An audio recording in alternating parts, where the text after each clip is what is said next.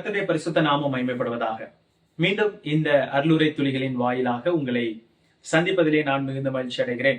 இந்த நாளிலே நம்முடைய தியானத்திற்காக எடுத்துக்கொண்ட வேத பகுதியானது யோவான் எழுதின சுவிசேஷம் 4ஆம் அதிகாரம் 51 முதல் 53 வரை உள்ள வசனங்கள். யோவான் எழுதின சுவிசேஷம் 4ஆம் அதிகாரம் 51 முதல் 53 வரை உள்ள வசனங்கள். அவன் போகையில் அவனுடைய ஊழியக்காரர் அவனுக்கு எதிர்கொண்டு வந்து, உம்முடைய குமாரன் பிழைத்திருக்கிறான் என்று அறிவித்தார்கள். அப்பொழுது எந்த மணி நேரத்தில் அவனுக்கு குணமுண்டாயிற்று என்று அவரிடத்தில் விசாரித்தான். அவர்கள், நேற்று 7ஆம் மணி நேரத்தில் ஜுரம் அவனை விட்டது என்றார்கள். உன் குமாரன் பிழைத்திருக்கிறான் என்று இயேசு தன்னுடனே சொன்ன மணி நேரம் அதுவே என்று தகப்பன் அறிந்து அவனும் அவன் வீட்டார் அனைவரும் விசுவாசித்தார்கள். நாம் வாசித்த இந்த வேத பகுதியானது கடந்த தியானத்திலும் நாம் இதே பகுதியிலிருந்து தான் நாம் சிந்தித்தோம். ஆக கடந்த தியானத்திலே நம்முடைய வாழ்க்கையிலே நெருக்கடியான சூழ்நிலைகளிலே நாம் எப்படி அமைதலோடு காணப்பட வேண்டும் என்பதற்கு ஆதாரமாக இந்த மனிதனை நாம் சிந்தித்தோம். ஆக இந்த மனிதன் தன்னுடைய வாழ்க்கையிலே தேவன் சொன்ன வாக்கு தத்தங்களில் இளைப்பாறினான் என்று நம்முடைய கடந்த தியானத்திலே சிந்தித்தோம். ஆக இன்றைக்கு நாம் மற்றொரு காரியத்தை இந்த மனிதனுடைய வாழ்க்கையிலிருந்து கற்றுக்கொள்ள முடியும். இங்கே நான் வாசிக்கும் பொழுது 52வது வசனத்திலே நான் வாசிக்கிறோம், எந்த மணி நேரத்தில் அவனுக்கு குணம் உண்டாயிற்று என்று அவர்களிடத்தில் விசாரித்தான். அவர்கள், நேற்று 7ஆம் மணி நேரத்தில் ஜுரம் அவனை விட்டது என்றார்கள். இங்கே நான் வாசிக்கிறோம், இங்கே இயேசுவானவரிடத்தில் அவன் வேண்டிக் கொண்டான். இயேசுவானவர் தன்னுடைய மகன் பிழைத்திருப்பான், நீ போகலாம் என்று சொல்லி அவனுக்கு ஒரு வாக்கு கொடுத்தார். அவன் அந்த வாக்கை நம்பி புறப்பட்டு போனான். இப்பொழுது அவனுடைய வேலைக்காரர்கள் எதிர்கொண்டு வருகிறார்கள். அப்போ அந்த சூழ்நிலையில அவன் என்ன செய்கிறான் என்று சொன்னால், எப்பொழுது சுகம் கிடைத்தது என்று தன்னுடைய வேலைக்காரர்கள் சொன்ன அந்த வார்த்தைக்கு மறுவார்த்தை அவன் கேட்கிறான். ஆக அவர்கள் கொடுத்த பதிலானது, நேற்றைய தினத்திலே 7ஆம் மணி நேரத்தில் ஜுரம் அவனை விட்டது என்றார்கள். அப்படியானால் நேற்றைய தினத்திலே 1 மணி அளவிலே, மதியம் 1 மணி அளவிலே அவனுடைய ஜுரமானது நீங்கிற்று என்பது அர்த்தம். ஆக இங்கே பார்க்கும் பொழுது இந்த ராஜாவின் மனுஷன் இயேசுவானவர் சொன்ன வார்த்தையை அவன் நினைவு கூர்ந்து அந்த நேரத்தையும் ஜுரம் சென்ற நேரத்தையும் இங்கே அவன் ஒப்பிட்டு பார்க்கிறான்.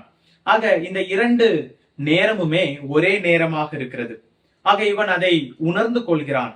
ஆக இந்த வசனத்திலிருந்து அல்லது இந்த சம்பவத்திலிருந்து ஒரு விஷயத்தை நாம் கற்றுக்கொள்ள வேண்டும். தேவன் தூரத்திற்கும் ஆண்டவராக இருக்கிறார், அதை நாம் இங்கே பார்க்கலாம். அதே சமயத்திலே நீங்கள் அங்கே பார்க்க வேண்டிய அந்த வசனமானது எந்த நேரம், அங்கே சரியாக 7ஆம் மணி நேரம் என்று சொல்லப்பட்டிருக்கிறது. இயேசுவானவர் அந்த பொழுதில் தானே இந்த வார்த்தையை சொன்னார், நீ போகலாம், உன் குமாரன் பிழைத்திருக்கிறான். ஆக இயேசு சொன்ன அந்த நேரத்திலேயே அங்கே அவனுடைய மகனுக்கு சுகம் கிடைத்தது என்று நாம் இந்த வசனத்திலே அறிந்து கொள்கிறோம். பிரியமானவர்களே, ஒரு பாடத்தை நாம் கற்றுக்கொள்ள வேண்டும். நம்முடைய நெருக்கடியான சூழ்நிலைகளிலே, அமைதலற்ற சூழ்நிலைகளிலே எப்படி நாம் அமைதலை பெற்றுக்கொள்ளலாம் என்று சொன்னால், தேவனுடைய கால தவறாமையில் நாம் இளைப்பாற கற்றுக்கொள்ளும் பொழுது நிச்சயமாக நெருக்கடியான சூழ்நிலைகளிலே நாம் இளைப்பாற முடியும். இங்கே தேவன் காலத்தை காக்கிறவர். தேவன் ஒரு நேரத்திலே அவர் சொன்ன அந்த சமயத்திலே காரியங்களை செய்கிறவராக இருக்கிறார். எல்லா நேரத்திலும் தேவன் உடனடியாக காரியங்களை செய்வது கிடையாது. சிலருடைய வாழ்க்கையிலே உடனடியாக அவர் செய்கிறார், சில நேரங்களிலே அவர் தாமதிக்கிறார். அவர் தாமதிக்கிறார் என்று சொன்னால் அவர் நம்மை கைவிட்டதான அர்த்தமும் கிடையாது. ஆனால் இங்கே நாம் கற்றுக்கொள்கிறோம், தேவன் நேரத்தை காக்கிறவர், அவர் காலம் தவறாதவர். We need to rest in the God's punctuality. தேவனுக்கு என்று ஒரு நேரம் இருக்கிறது. தேவன் தன்னுடைய நேரத்தை அவர் என்ன செய்வார் என்று சொன்னால் சரியாக செய்து முடிப்பார். அவருடைய நேரத்தில் நமக்கு வேண்டியது நம்முடைய வாழ்க்கையிலே நடக்கும். தேவன் காலம் தவறாதவர். இதை உதாரணமாக ஆபிரகாமுடைய வாழ்க்கையிலே நாம் பார்க்கும் பொழுது ஆதியாகமம் 17ஆம் அதிகாரம் அங்கே 21வது வசனத்திலே வாசிக்கிறோம், வருகிற வருஷத்தில் குறித்த காலத்திலே என்று நாம் வாசிக்கிறோம். குறித்த காலத்திலே.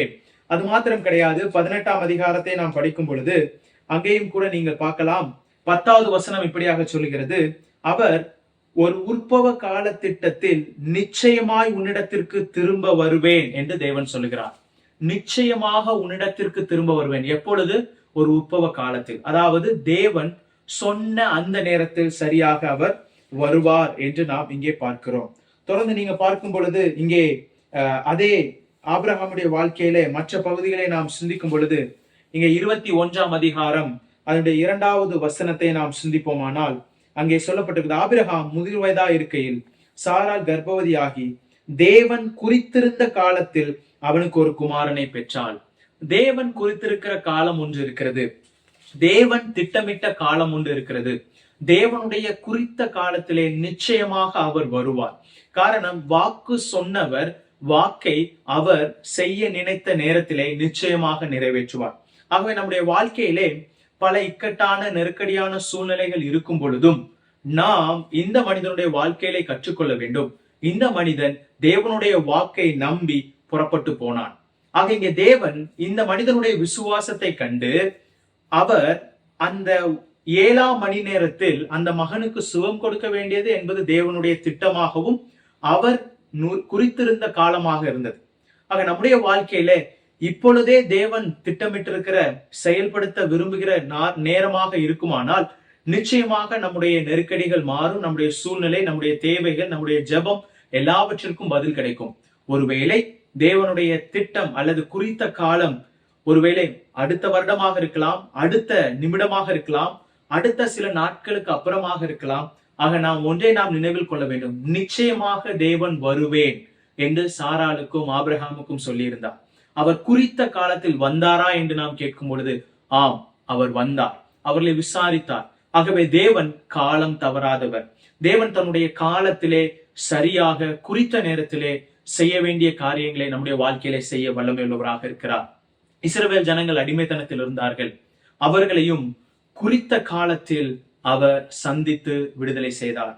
ஆகவே இன்றைக்கு இந்த நாளிலே நாம் தேவன் காலம் தவறாதவர். தேவனுடைய கால தவறாமையை நினைத்து நம்முடைய சூழ்நிலைகளிலே, நெருக்கடிகளிலே இளைப்பாற நாம் கற்றுக்கொள்ள வேண்டும். இந்த மனிதனுடைய ராஜாவின் மனுஷனின் வாழ்க்கையிலிருந்து இந்த பாடத்தை நாம் இந்த நாளிலே கற்றுக்கொள்கிறோம். தேவன் காலம் தவறாதவர். ஆகவே அதை நம்பி நாம் இளைப்பாற பழக வேண்டும். தேவன் தாமே தேவனுடைய கால தவறாமையில் இளைப்பாற இங்க இருக்கக்கூடிய ஒவ்வொருவருக்கும், இதை கவனிக்கிற ஒவ்வொரு தேவ பிள்ளைகளுக்கும் இரக்கம் பாராட்டுவாராக. ஆமேன்.